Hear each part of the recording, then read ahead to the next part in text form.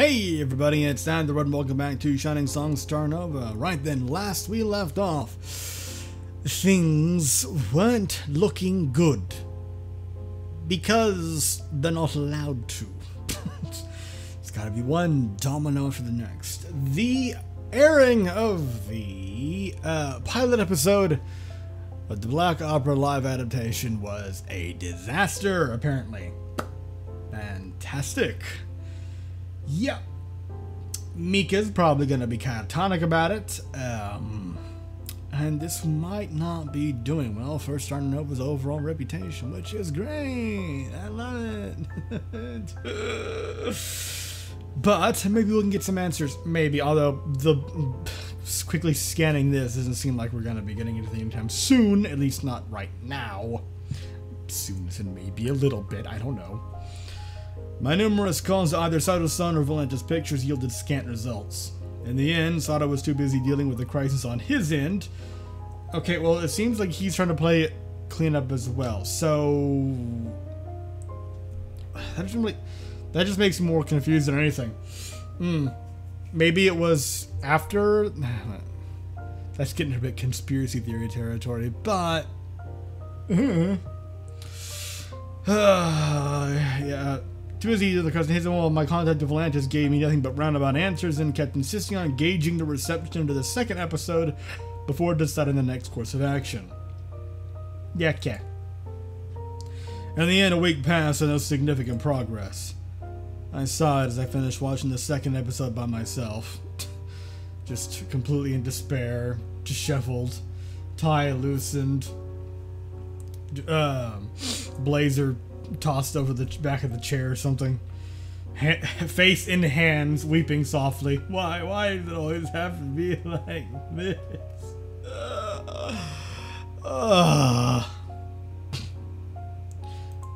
The special effects were somehow even worse now. Oh, great. And to be honest, the show had all the lighting and camera work of my dad's home videos. Oh, your dad's home videos? Oh, that's sweet. No, okay, what am I doing? As much as I hate to admit it, Mika and Kyle's acting was stiff all around too, with neither of them seemingly comfortable with being on camera.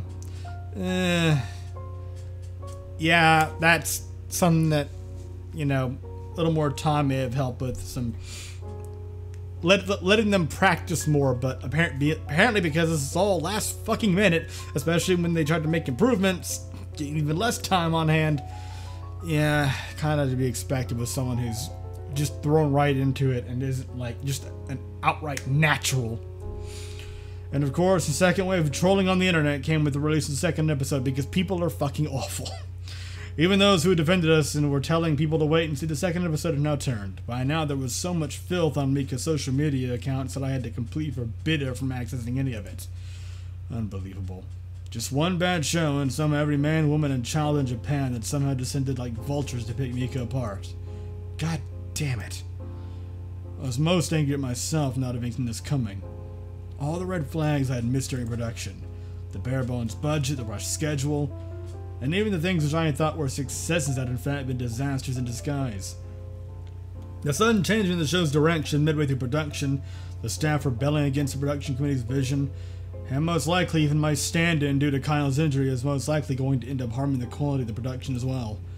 All this time we have been blissfully ignorant of all the things we've been screwing up.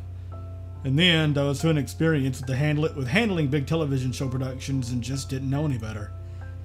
Mika. She hadn't been able to say much ever since the show's premiere. How is she doing right now? I didn't need much of an imagination to know that she must be devastated. After all, she had been Black Opera's biggest fan out of everyone working on this. I had to do something. But what? For the first time in my life, I felt utterly helpless. In the end, I was just an idle producer. I wasn't on the production committee, nor was I the show's director. Okay, hi, thank you. I pounded my fist on the table in frustration. Shit! Alright. Suddenly my cell phone vibrated. What could it be now? My jaw dropped in horror when I opened my cell and saw its contents. This was...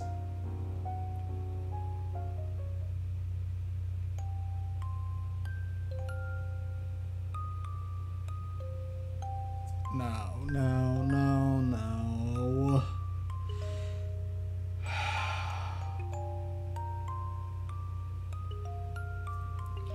Despite having been forbidden from accessing her socials, Mika couldn't help but search for what was happening on her PC.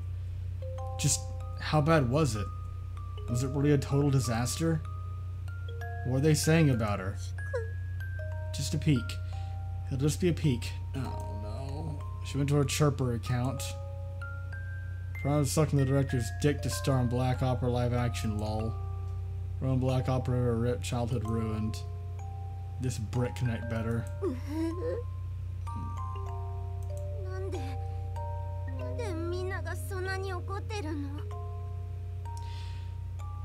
Because a subset of very, very horrible people out there have nothing better to do with their lives than just tear apart the, you know, the actors, the members of a production, as opposed to any of the people who are actually responsible, because they're the ones who are in the limelight, even though they're the ones who generally don't deserve any of the hate at all. Or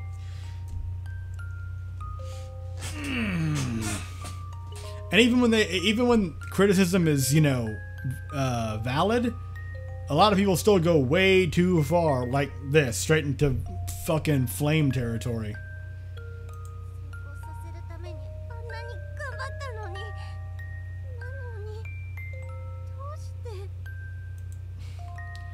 And yet, she couldn't tear Ryan's away from the hundreds of insults she was receiving with each passing minute. In fact, the more she read them, the more she had to look for more. Oh, God. She just can't look away from the train wreck. She read everyone's comments in the chan, sweat pouring down her face. Playing for BO train wreck. Heard she said anime was... Really? Whatever that sweet Chuni cash. Corporate cash grab. Fuck all 3D girls. We gotta become Sato's bitch. Mika's hand trembled in fury. Well, yeah, no shit. That's what they do.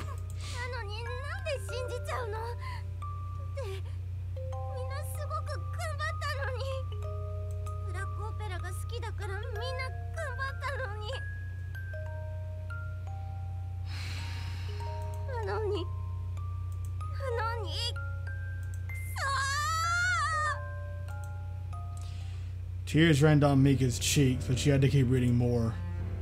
Her heart was bleeding, and she tried to tear her eyes away with all her might, but she had to see. She had to see more. Why? Why did she have to see? She didn't know herself why. But she had to read every insult, every accusation, every slander.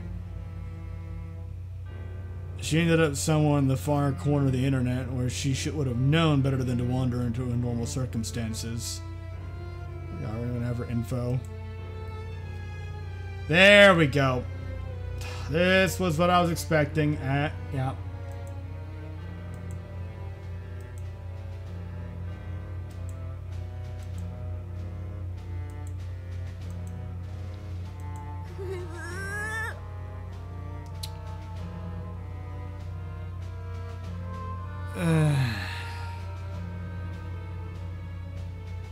God, I wish that kind of insane stupidity was confined entirely to the realm of fiction.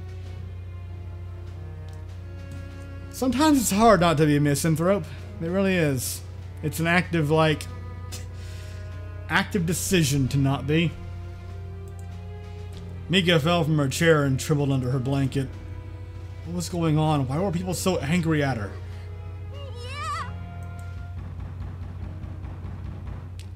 Suddenly, she heard someone pounding at her door. She wrapped herself in her blankets and squeezed her eyes shut. But the pounding continued.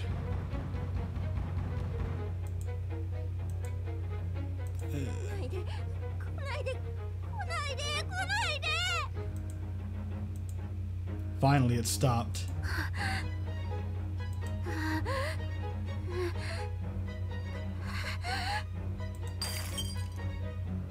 Oh, great. Just as she thought she was saved, her window shattered with a shrill explosion. Mika's heart nearly exploded as she was sprayed with glass fragments.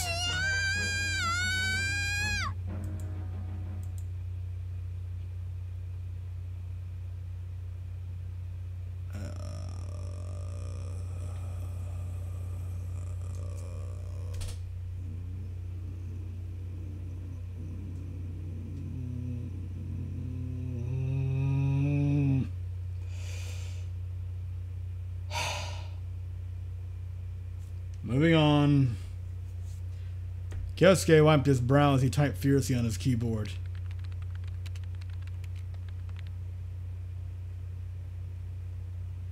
Hey, look. Someone acting sensible. Rare, right? Surely you cannot blame a show's entire production issue solely on a young idol who has never had such a big television role before. Yes, I admit many elements of the show can be improved, but this level of hate is that sort of behavior which creates a negative image for idols, for its idol otaku. Yeah. In fact, as the new comer Hashimoto Mika-san should be praised for even landing such a big role.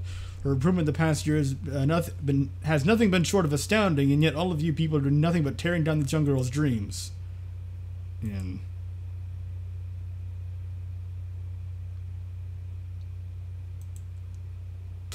what are they talking about? Kyosuke left the message board and searched furiously through his news blotter. Finally, he found an article on an idol gossip blog. Production chaos. Idol threatens to walk off set of black opera drama. What's this?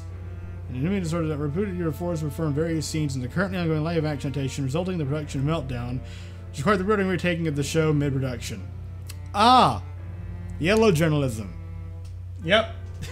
Take a grain of truth and then just stretch it completely out of proportion and make it vague enough, you know, to insinuate things that aren't actually real. Yeah. Kyosuke read the article, his insides squirming. The article was all just a bunch of unnamed sources, rumors, and talking heads who had no connection to the show, gossiping at how idols could get big heads and start refusing to perform scenes they consider below them. They were all basically making it sound like everything was Mika's fault. Most of the article was just guesswork and speculation, but all that mattered in the end was the damning headline. Not like anyone read the actual body of the article. They just looked at the hundreds of identical headlines propagating through the internet right now and just formed whatever nonsense opinion came to mind from aggregating the headlines. Kyosuke pounded his keyboard in rage. This is all bullshit! Mika-chan didn't do anything wrong, and yet... Fuck! I shouted at my cab and sprinted towards Mika's apartment. The show bombing was one thing, now the tabloids were shitting on us too. At this rate, we had a full-on mob right in our hands. I had to secure Mika. No, I had to secure all the girls at safe houses. At this rate, as I ran from the street, I suddenly crashed into a hooded figure. Let me guess. Watch it. Sorry. I didn't have time for niceties now. I kept running with all my might. My heart sank when I arrived at Mika's house and saw the entire neighborhood illuminated by red and blue police lights. Oh no. Was it already too late? Had something horrible already happened? Fuck. Mika, I had to get to her. Mika! A police officer turned around and blocked my path.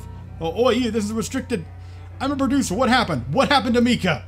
Calm down. Producer-san. I turned around and saw Mika standing beside the police car. Relief washed over me as seeing her safe. Oh, Mika, holy shit, I nearly thought... Producer-san.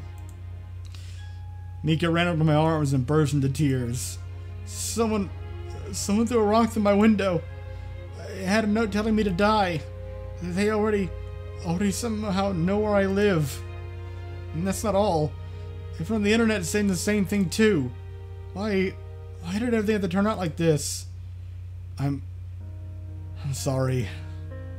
Sometimes people lose their minds over the smallest thing. Anyways, pack your things. I'm gonna get you out of here. If this location's been compromised, we have to get you to a hotel room until we can find a new place where you live. But what about my things? I'll arrange for movers to box your belongings up. But for now, just grab what you need. I'll get you booked into a hotel right away. Okay.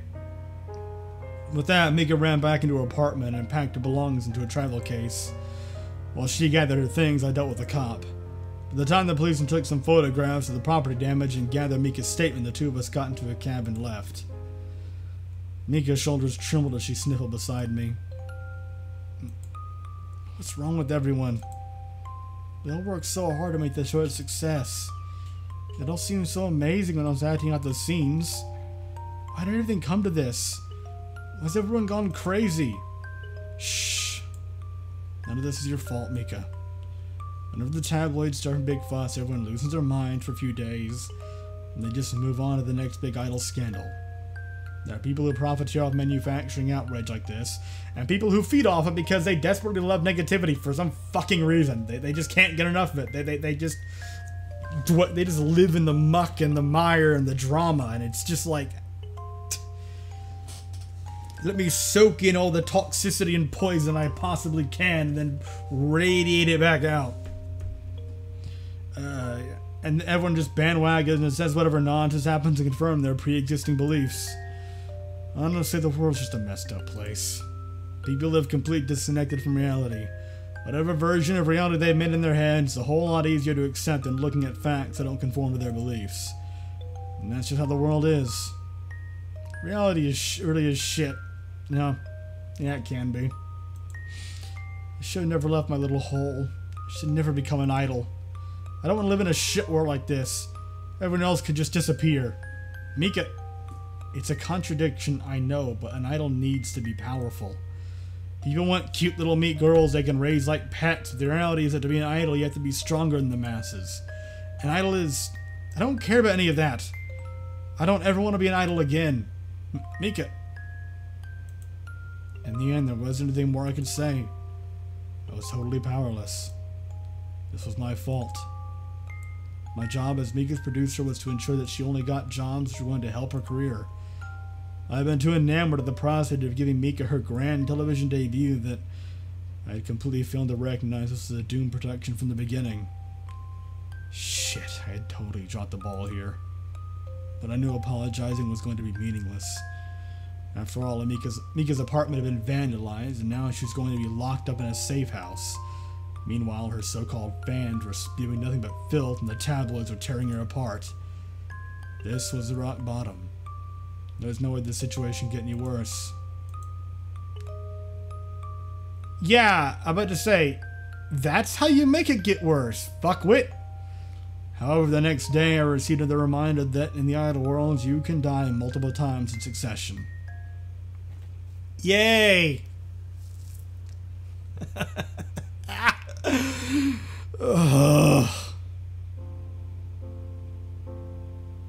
Yeah. I'm gonna end the episode here. Fuck it. God, this is depressing. It's a little too fucking close to reality, isn't it?